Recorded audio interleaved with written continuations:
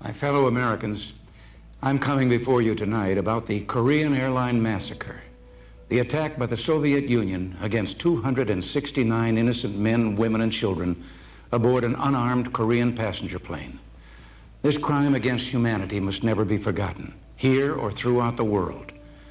Our prayers tonight are with the victims and their families in their time of terrible grief. Our hearts go out to them. On September 1st, 1983, the world received shocking news. Korean Airlines Flight 007 had vanished from radar screens in the skies bordering the Soviet Union and Japan. Very soon, it became clear that this tragedy had not occurred due to a tragic accident or malfunction, but that the massive airliner had been shot down. But how and by whom? Let's take a detailed look at one of the most controversial air crashes of its time. This is the story of Korean Airlines Flight 007. Welcome to Airspace.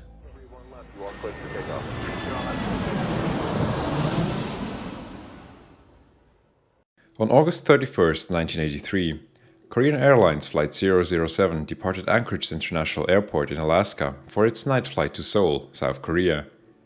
The Boeing 747-200 was carrying 246 passengers and 23 crew as it slowly climbed into the dark sky. Shortly after takeoff, the aircraft first turned to a southwesterly heading, then it received clearance to fly direct to Bethel, a radio navigation beacon in a town further out west.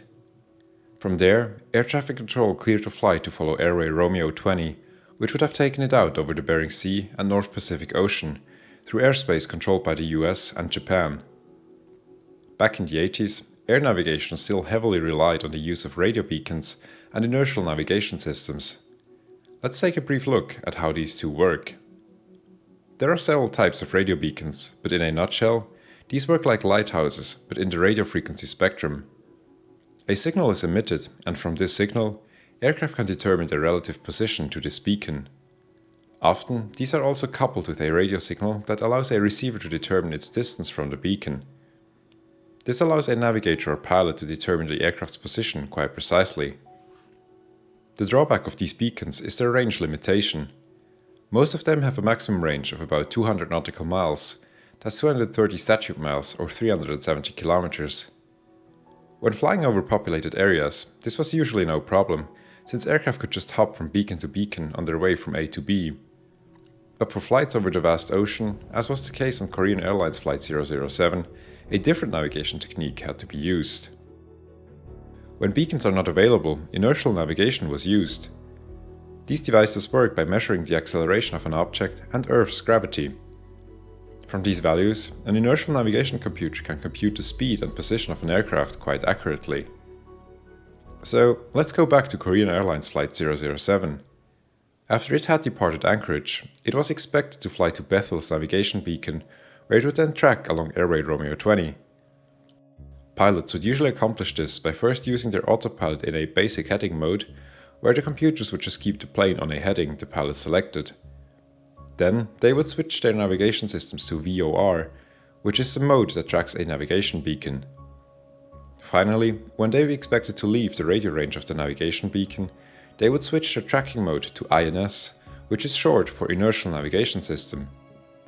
In this mode, the 747 would follow a pre-programmed route of coordinates, using inertial navigation, bringing it safely to its destination, where the pilots could once again follow the more precise radio beacons. For some reason though, Flight 007 did not follow this procedure. About 10 minutes after departure, it began deviating from its course to the north, instead of tracking towards Bethel. After it had passed the radio beacon of the town, it continued on its current heading instead of following airway Romeo 20. Nobody noticed the discrepancy. For hours, the unsuspecting crew of the Boeing 747 continued to fly over the ocean on this heading, deviating further and further to the north of Romeo 20. Had the crew followed said airway, they would have steered clear of Soviet airspace by a few miles, but now, after almost 6 hours of erroneous navigation, they approached the Kamchatka Peninsula, and thus airspace that was controlled by the USSR.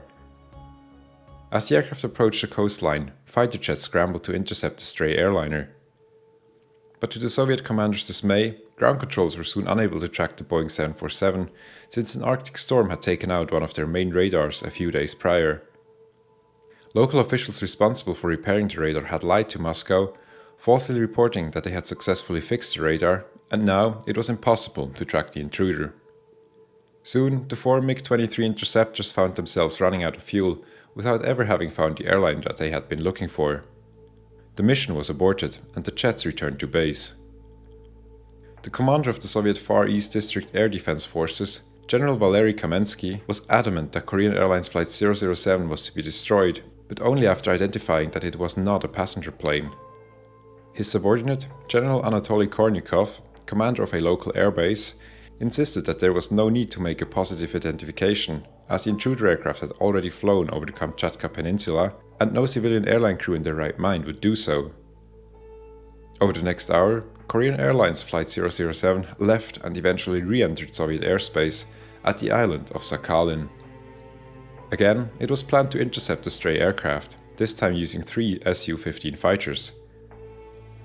This time, the airliner was quickly found, but in the black of night, the Soviet pilots had a hard time identifying the aircraft type of the intruder.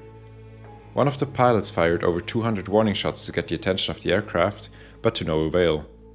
Then again, as the pilot of one of the fighters later admitted, they did not use tracer rounds, so their shots would have been almost invisible anyway. Unaware of the mortal threat looming just behind them, the crew of the Boeing 747 finally made radio contact with Japanese air traffic controllers and requested to climb a few thousand feet higher to save fuel. Their request was granted and the airliner traded speed for altitude as it climbed. This was interpreted by the Soviet fighters as an evasive maneuver. The comparatively slow airliner gave the fast and agile fighter jets a hard time, since they found themselves barely able to fly this slowly. Finally, the intruder was about to leave Soviet airspace again, and time was running out for the pursuers and their commanders. General Kornikov gave the order that the aircraft was under no circumstances to escape Soviet airspace. At this time, Major Gennadi Osipovich was piloting one of the Su-15s in pursuit. In an interview given in 1991, he recalls, "I saw 2 rows of windows and knew that this was a Boeing. I knew it was a civilian airplane. But for me, this meant nothing. It is easy to turn a civilian type of plane into one for military use. I did not tell the ground that it was a Boeing-type plane. They did not ask me." Instead of asking any further questions, Osipovich dropped a few thousand feet, engaged his afterburners while homing in on the Boeing 747, and fired 2 missiles with the intent to destroy. Seconds later he reported, "Target destroyed." In reality, however, the missiles had detonated just next to the aircraft, as they were designed to do. Shrapnel from the warheads disabled 3 out of 4 of the hydraulic systems, and tore through wires and control cables in the tail of the 747. Without warning, it began to climb.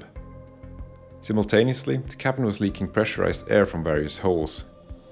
Confused, the pilots tried to wrangle the airliner back into control.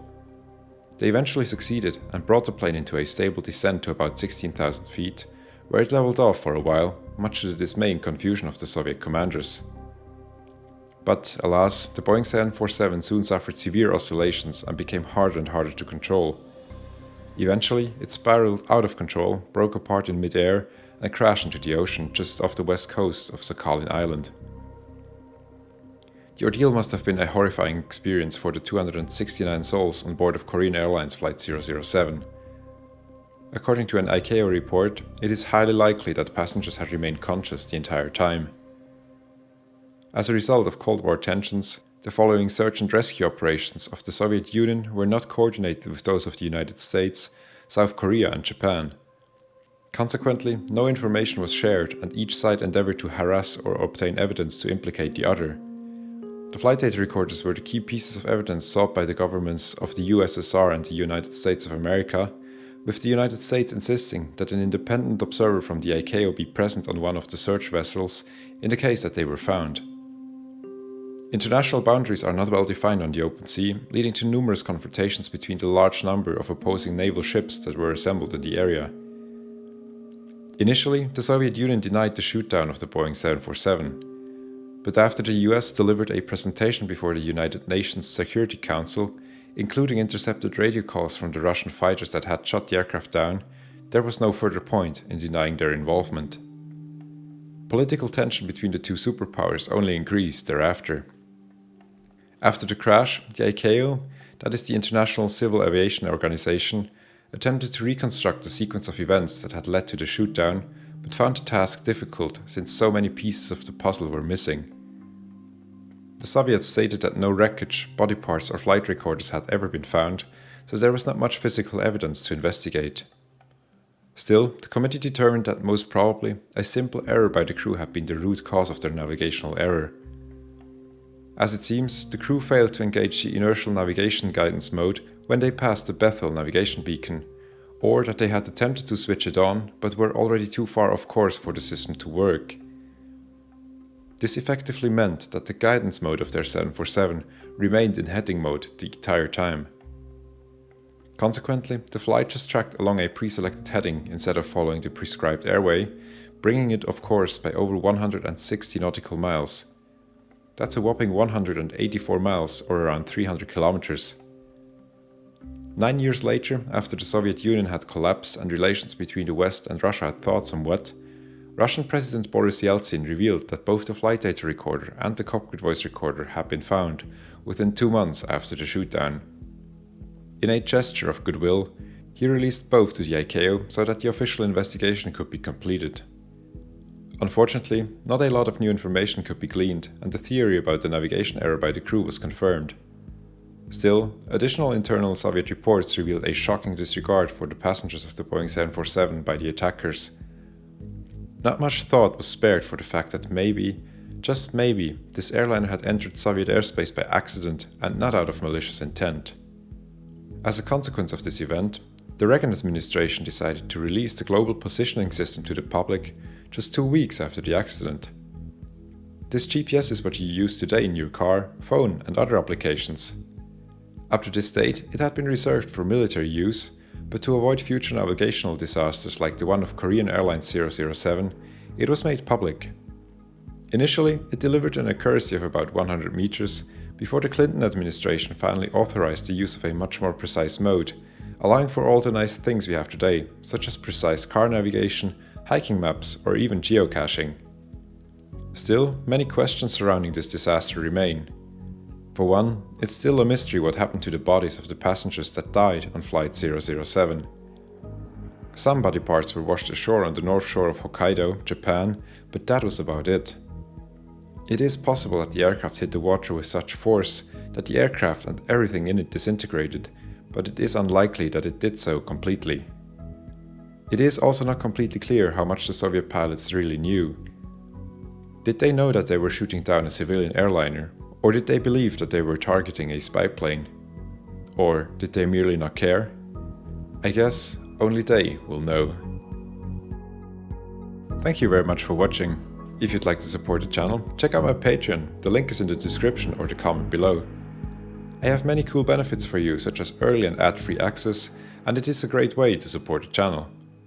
That said, thank you so much for watching, and see you in the next one.